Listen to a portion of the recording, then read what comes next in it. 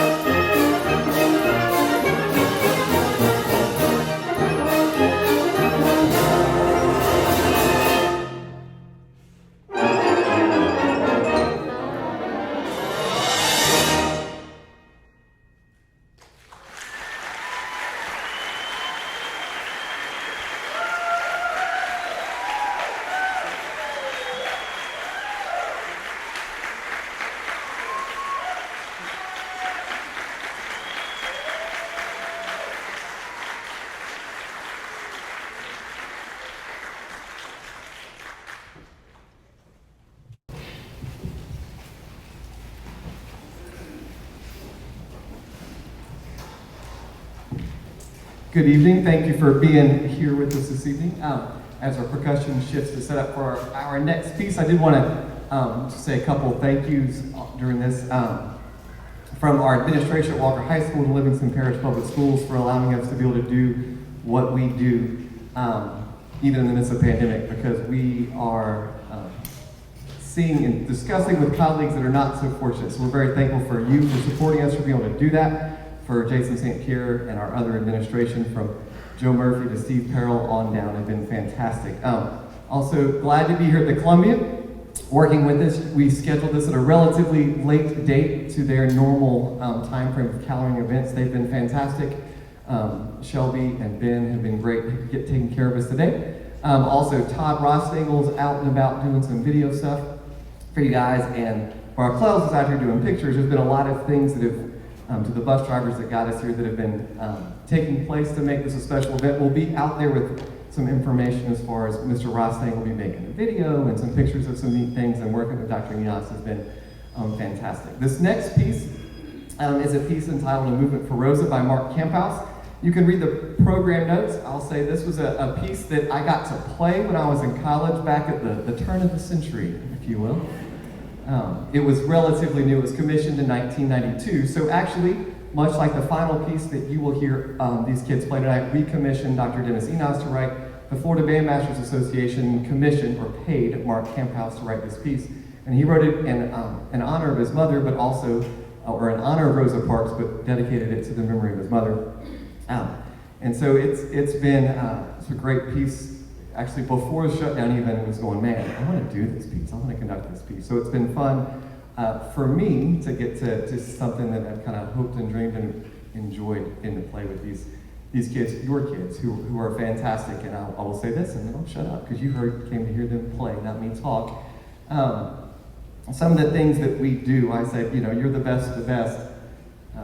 Name another class at your school, perhaps an AP class, but take your typical everyone else's third block, and we're like, hey, we want you to stay after school for 100 minutes, and we're going to do stuff that's as hard or harder than what you've already been doing all day. I dare say that would be a short list signing up to do that. So we're super pumped at how hard your students have worked to make this a really special night for what we do for our community, so thank you for coming. And here it is.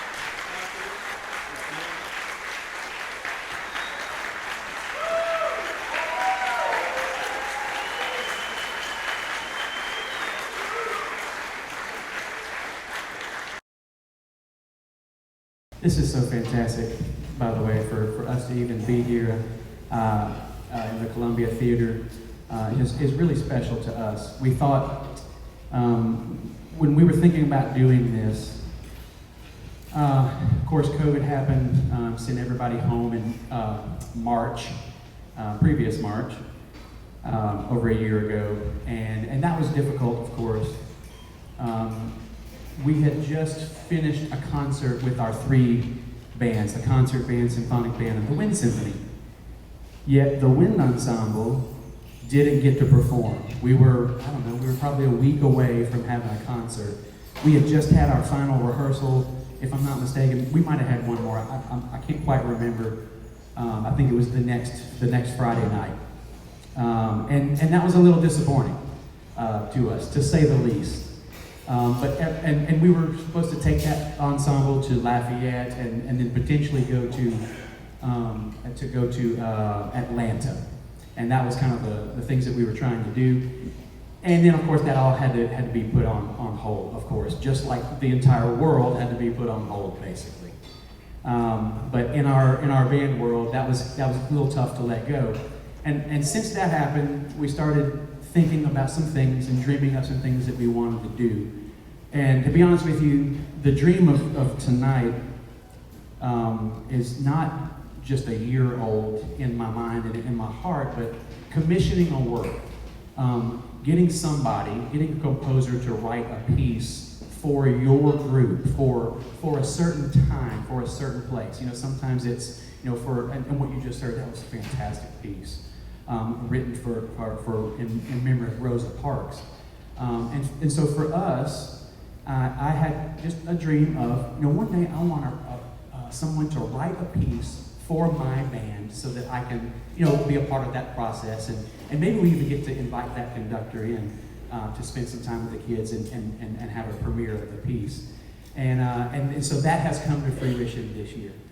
So I don't know, I've been teaching 25 years now, and this is the first time I've done it, and to me, it's a huge part of my life, just something that's going to be very, very memorable for this moment and these kids, this time, this place, and from all the things that we've come through.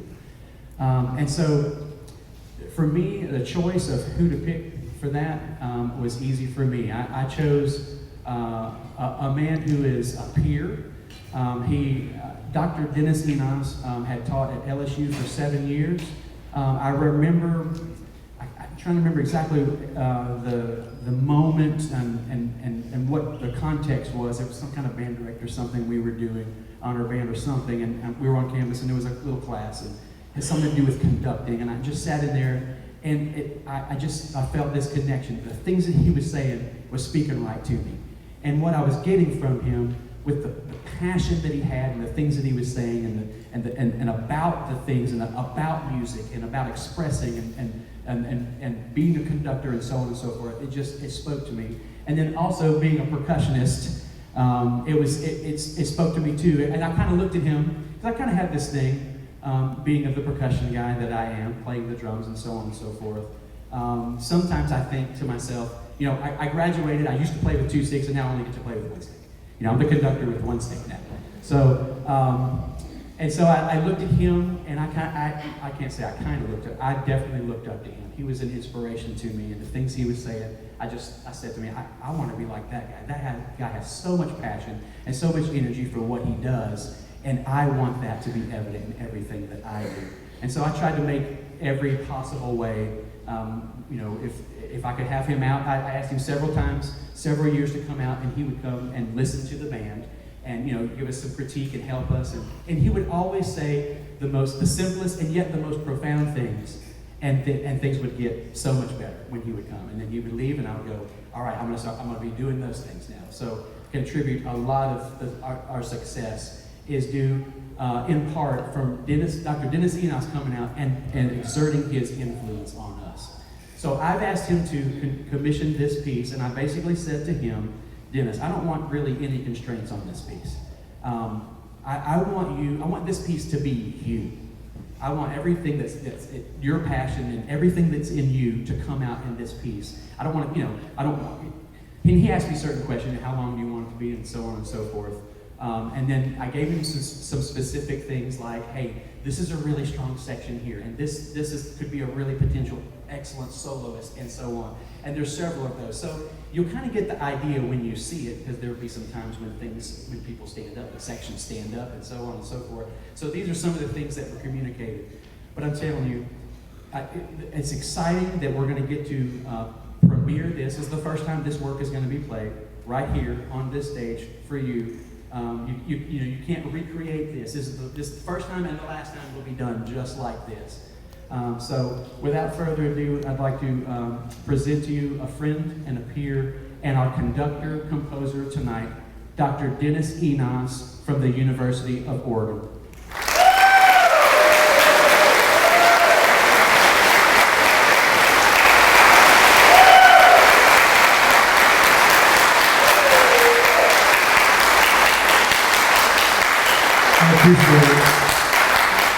I'll be very brief because you're not here to hear me speak. You're here to see your kids, And I took off my mask, but I promise I won't sneeze on them or anything while we're doing this. I just really wanted to thank Jeff. That's a huge undertaking for someone to tell you, hey, write a piece for us and we're going to pay you, and please do something that's really impressive. And that's a huge responsibility. I don't even know what to say to that.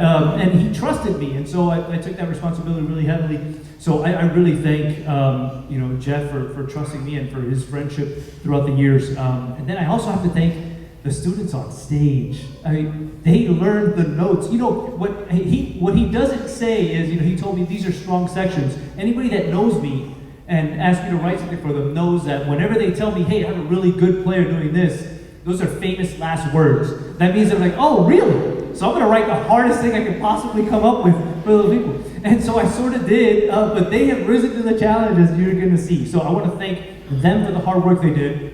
I want to thank Jeff and Eddie for inviting me and trusting me with this process. And I just hope you enjoy the piece. It's something a little different, and like you said, it's something I'm passionate about. It goes to my roots a little bit, so I hope you enjoy it.